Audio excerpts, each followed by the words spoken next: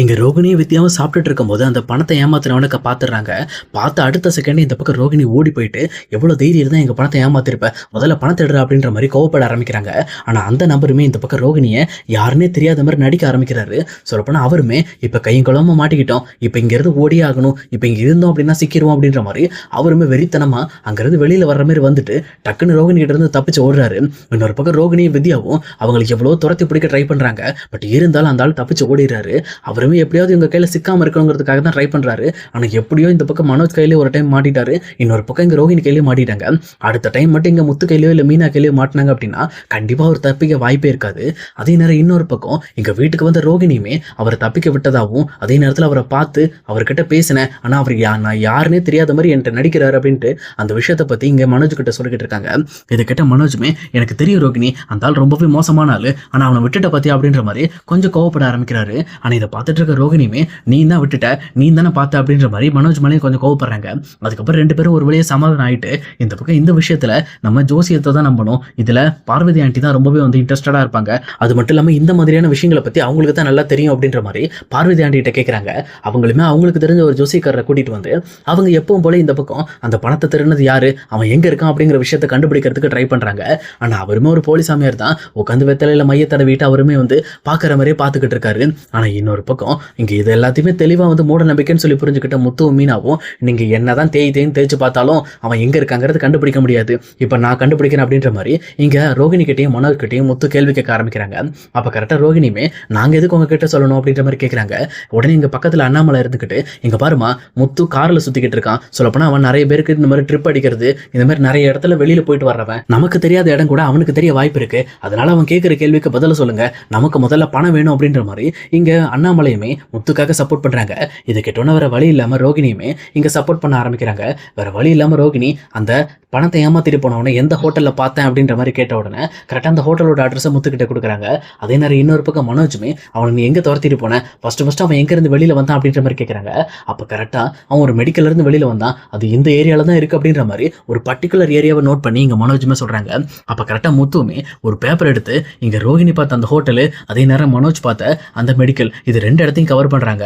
இது ரெண்டு இடத்தையும் கவர் பண்ணுற மாதிரி கிட்டத்தட்ட 3 கிலோமீட்டர் வருது. எனக்கு தெரிஞ்சு இது தாம்பரம் பக்கம் தான் இருக்குது. அப்போனா கண்டிப்பாக அவன் இங்கே தான் இருப்பான், இவனை ஈஸியாக பிடிச்சிடலாம். இந்த குறிப்பிட்ட ஏரியாவில் தான் இவன் சுற்றிக்கிட்டு இருக்கான். ஏன்னா ஹோட்டலும் மெடிக்கலும் அவ்வளோ லாங்லாம் கிடையாது, கொஞ்சம் பக்கமாக தான் இருக்குது, 1 கிலோமீட்டர் டிஃப்ரென்ஸ் தான் இருக்குது. எனக்கு தெரிஞ்ச வரைக்கும் அந்த 3 கிலோமீட்டர் சரௌண்டிங்கில் நம்ம பார்த்தோம்னா இவனை ஈஸியாக கண்டுபிடிச்சிடலாம் அப்படின்ற மாதிரி முத்து பக்காவான ஒரு ஐடியா கொடுக்குறாரு. ஆனால் இது கேட்டோன்னு ரோகிணி இதை நம்ம பயன்படுத்திக்கலாம்னு சொல்லிட்டு டேரெக்டாக முத்து சொன்ன அந்த விஷயங்கள் எல்லாத்தையுமே தெளிவாக கேட்டுக்கிட்டு அவங்களுமே சிட்டிக்கு கால் பண்ணி அந்த விஷயத்தை பற்றி இன்ஃபார்ம் கொடுக்குறாங்க.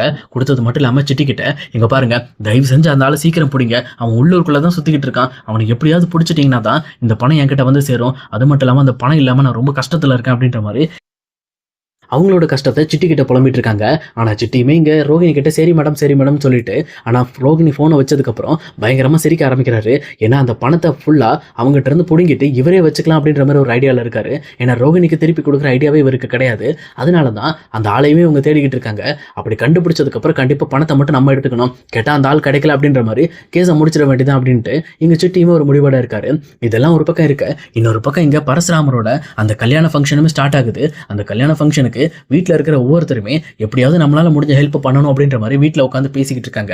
அப்போ அண்ணாமலையுமே இங்கே முத்துக்கிட்டையும் மீனாகிட்டையும், நீங்கள் பரசு கல்யாணத்துக்கு என்னடா பண்ண போறீங்க, அவன் பொண்ணு கல்யாணத்தை ரொம்பவே கிராண்டாக பண்ணுற மாதிரி தெரியல, ஏன்னா அவன் கையில் காசு இல்லை போல இருக்கு அப்படின்ற மாதிரி சொல்கிறாங்க. அப்போ கரெக்டாக முத்து மீனா இருந்துக்கிட்டு, இங்கே பாருங்க, அந்த கல்யாண மண்டபம் அது மட்டும் இல்லாமல் உங்கள் வீட்டில் இருக்கிற பூ டெக்கரேஷன் எல்லாத்தையுமே நாங்கள் ஃப்ரீயாகவே பண்ணி கொடுக்குறோம் அப்படின்ற மாதிரி இங்கே முத்து மீனாவும் ஒத்துக்கிறாங்க. இதை கேட்டோன்னு இங்கே அண்ணாமலைக்கு செம்மையான ஹாப்பி, பரவாயில்லடா உங்களால் முடிஞ்ச விஷயத்தை செய்றீங்கல்ல, அதுவே போதும் அப்படின்ற மாதிரி ரொம்பவே பாராட்டிட்டு இருக்காங்க.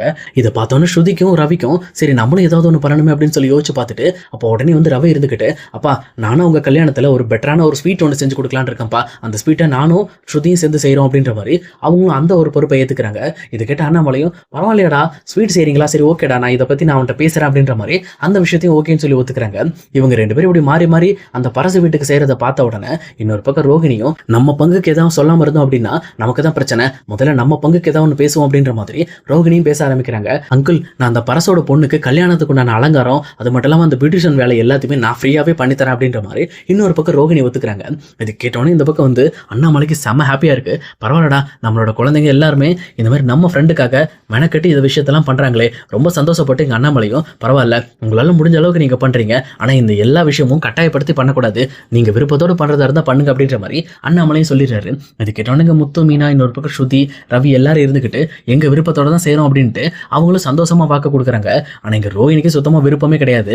ஆனால் வேறு வழி இல்லாமல் எங்கள் முத்துக்கிட்டே மீனாக்கிட்டையும் போட்டி போடணுங்கிறதுக்காகவே இந்த விஷயத்த பண்ணிக்கிட்டு இருக்காங்க. எனக்கு எந்த ஒரு விஷயத்துலையும் முத்துவையும் மீனாவையும் தன்னை பீட் பண்ண விட்டுறக்கூடாதுங்கிறதுக்காக தான் அவங்களும் இதை பண்ணிக்கிட்டு இருக்காங்க.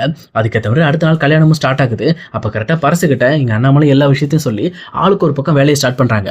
இன்னொரு பக்கம் இங்கே ரவியும் ஸ்ருதியும் சேர்ந்து அந்த பெட்டரான ஸ்வீட்டை செஞ்சு ரெடி பண்ணிக்கிட்டு இருக்காங்க.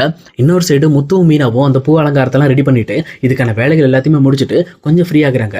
அங்கே ரோகிணியுமே வந்து இங்கே மேக்கப் ரூமில் மேக்கப் போடுறதுக்காக பக்காவாக வந்து இங்கே பரசோட பொண்ணுக்கு மேக்கப் போட்டுட்டு இருக்காங்க. அப்போ அங்கே இருக்கிற ப்ரௌன் மணியுமே இந்த மாதிரி மேக்கப் போட அந்த பொண்ணுங்க வந்துட்டாங்க அப்படின்னு சொல்லி தெரிஞ்சுக்கிட்டு இங்கே அவங்களும் டேரெக்டாக இந்த பக்கம் அந்த பொண்ணுங்களுக்கு காஃபி கொண்டு போய் கொடுக்கணும். அங்கே தெரிஞ்ச ஒரு சமையல்காரரை கூப்பிட்டு நீ போய் மேக்கப் போடுறதுக்கு பொண்ணுங்க வந்துட்டாங்க போல இருக்கு, அவங்க கிட்ட நீ காஃபி கொடுத்துருவான்னு சொல்லி சொல்கிறாங்க. ஆனால் அந்த சமையல்காராலும் பனியனோடையும் லுங்கியோட இருக்கிறத பார்த்துட்டு ஏன்யா இப்படி இருந்து போய் காஃபி கொடுத்தா சரி வராது, நீ கூட நானே கொண்டு போய் கொடுத்துக்கிறேன் அப்படின்ற மாதிரி டேரெக்டாக இங்கே ப்ரௌன் மணியுமே அந்த காஃபி வாங்கிட்டு எங்கள் ரோகிணியோட ரூமை பார்த்து போயிட்டு இருக்காங்க.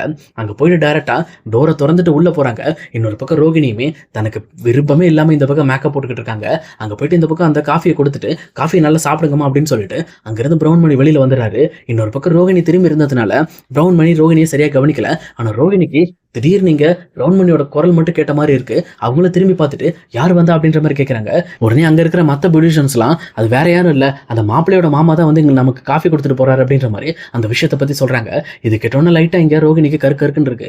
என்ன இது எனக்கு என்னமோ இது ப்ரௌன் மணியோட குரல் மாதிரி இருக்கு அப்படின்னு சொல்லிட்டு உடனே வித்யாவுக்கு கால் பண்ணி வித்யா நீ முதல்ல இந்த மண்டபத்தில் தானே இருக்க, முதல்ல மேக்கப் ரூமுக்கு வா, இங்கே வந்துட்டு நான் சொல்றத முதல்ல கீழே அப்படின்ற மாதிரி இங்கே வித்யாவை உள்ள வர வைக்கிறாங்க. வந்த உடனே எனக்கு என்னமோ இங்கே ப்ரௌன் மணி இருப்பாருன்னு நினைக்கிறேன், ப்ரௌன் மணியோட குரல் எனக்கு கேட்டுச்சு, அவர் இந்த மண்டபத்தில் எங்க இருக்காருன்னு கண்டுபிடி, அவரை இந்த மண்டபத்தை விட்டு வெளியில கூட்டிட்டு போ அப்படின்ற மாதிரி அவங்களுக்கு இன்ஸ்ட்ரக்ஷன் கொடுக்குறாங்க. ஆனால் வித்யாவுமே என்னடி இது கல்யாணத்துக்கு வந்த இடத்துலையும் உன் பிரச்சனையை நான் ஹேண்டில் பண்ணுமா, உன் பிரச்சனை உன்னால் ஹேண்டிலே பண்ண முடியாது அப்படின்ற மாதிரி இங்கே ரோகிணியை கலாய்க்க ஆரம்பிக்கிறாங்க. ஆனால் ரோகிணியுமே ஒழுங்கா நான் சொன்னது செய், இல்லைனா 2 பேரும் சேர்ந்தா மாட்டிக்கும் அப்படின்ற மாதிரி இங்கே வித்யாவையும் கொஞ்சம் பயமுறுத்தி விட்டுறாங்க. அதனால வேற வழி இல்லாமல் வித்யாவுமே இங்கே ப்ரௌன் மணியை தேடி அங்கேயும் அலைஞ்சிக்கிட்டு இருக்காங்க. ஆனால் அதே நேரத்தில் ப்ரௌன் மணியுமே கிச்சனில் சாப்பிட்றதுக்கு தேவையான மாதிரி இங்கே சாம்பார் இதெல்லாமே பக்கெட்டில் ஊற்றி வச்சுக்கிட்டு இருக்காரு. அதே நேரம் அங்கே முத்துவுமே அவரோட ஒர்க் எல்லாத்தையுமே முடிச்சுட்டு ரொம்பவே கேஷுவலாக ரவி செஞ்சு வச்சு அந்த ஸ்வீட்டை டேஸ்ட் பண்ணலான்னு சொல்லி வராரு. ஆனால் ரவியும் ஸ்ருதி அங்கே இல்லை, அவங்க அந்த ஸ்வீட்டை ரெடி பண்ணி வச்சுட்டு அவங்களுமே ஹாலுக்கு போயிடுறாங்க. இவருமே இங்கே வந்து பார்த்துட்டு இங்கே ப்ரௌன் மணியை பார்த்துட்டு பயங்கரமான ஷாக் ஆகுறாரு.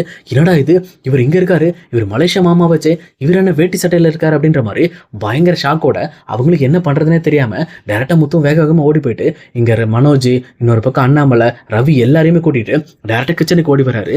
இங்கே உள்ள வந்த உடனே இங்கே பாருங்க இங்கே என்ன நடக்குது பாருங்க, அவர் யாரு தெரியுதா, மலேசியா மாமா தானே அப்படின்ற மாதிரி கேட்குறாங்க. அப்போ இவங்க எல்லாருமே பார்த்துட்டு இருக்கும்போது இங்கே ப்ரௌன் மணியுமே வந்து அந்த பக்கெட்டில் சாம்பார் மூட்டுக்கிட்டு இருக்காரு. இதை பார்த்துட்டு எல்லாருமே அப்படி ஸ்டன் ஆகி போய் நின்றுட்டு இருக்காங்க. அப்போ அங்கே வந்த பரசுமே அண்ணாமலை பசங்களும் இப்படி ஷாக்காகி நிற்கிறத பார்த்துட்டு என்னாச்சு எங்கே நிற்கிறீங்க யாரை பார்க்குறீங்க அப்படின்ற மாதிரி உள்ளே வந்து பார்க்குறாங்க. பார்த்தவொன்னே தான் தெரியுது மாப்பிள்ளையோட மாமா நிற்கிறாங்கன்னு சொல்லிட்டு, ஓஹோ ஒரு வழியாக இன்ட்ரடியூஸ் ஆகிட்டீங்களா, இவர் தான் மாப்பிள்ளையோட மாமா, இவர் தான் இங்கே கறிக்கடை வச்சிருக்காரு அப்படின்ற மாதிரி எங்கள் ப்ரௌன் மணியை பார்த்து கை நீட்டி அவர் கறிக்கடைக்காரர் அப்படின்னு சொல்லி சொல்கிறாங்க. இதை கேட்டுட்டு இவங்க எல்லாருமே அப்படியே உடஞ்சு போய் நிற்கிறாங்க. அப்போ ரோகிணியோட மாமா இவர் கிடையாதா, அப்போ இவர் வந்து வெளிநாட்டிலேருந்து வர கிடையாதா, இவர் வந்து ஒரு கறிக்கடைக்காரர் தானே அப்படின்ற மாதிரி எல்லாருமே அப்படியே விரைச்சு போய் நின்றுட்டு இருக்காங்க. ஆனால் அதே நேரத்தில் இவங்க ப்ரௌன் மணியை பார்த்த விஷயத்த இன்னொரு பக்கம் வித்யாவுமே இவங்கள பார்த்துடுறாங்க. ஆஹா ரோகிணி சிக்கிட்டா, இதுக்கு மேலே இங்கே இருந்தால் நமக்கு சரி வராது அப்படின்னு சொல்லிட்டு அவங்களுமே ரோகிணி கிட்ட கால் பண்ணி அந்த விஷயத்தை இன்ஃபார்ம் பண்ணிட்டு அவங்களும் இங்கிருந்து கிளம்பிடுறாங்க.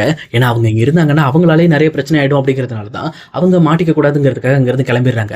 ஆனால் இன்னொரு பக்கம் ரோகிணி எப்படி இந்த விஷயத்தை சமாளிக்க போறாங்க, அப்படி சமாளிக்க முடியல அப்படின்னா அவங்க இவ்வளவு நாளா கட்டி காப்பாற்றி வச்சிருந்த எல்லா ரகசியமும் உடஞ்சு போயிடும். அப்படி என்னதான் நடக்க போகுது அப்படிங்கிறத இனி வரப்போற எபிசோட நம்ம கண்டிப்பா பார்க்கலாம் guys.